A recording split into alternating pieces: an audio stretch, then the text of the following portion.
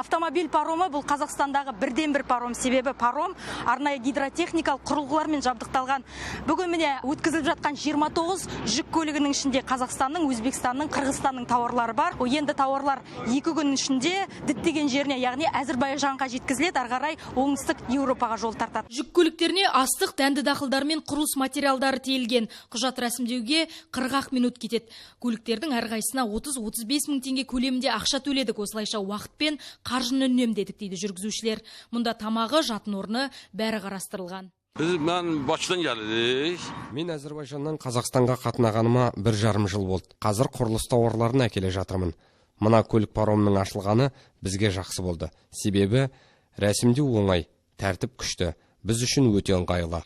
Паром күніне 60 жүк көлігін өткізуге қауқарлы. Олардың 30-ын жөнелтсе, 30 көлікті қабылдап алады. Паромның құрылысына Ресей, Әзірбайжан мамандары тартылған. Мұндай бірегей нысан Қазақстанда тұңғыш рет салынды, сондықтан техникалық жағынан қиындықтар болды. Алайда бас-аяқ жарты жылдың ішінде құрылыс ойдағыдай аяқталды. Біз осы көлік паромның құрылысына бар күшті жұмсадық.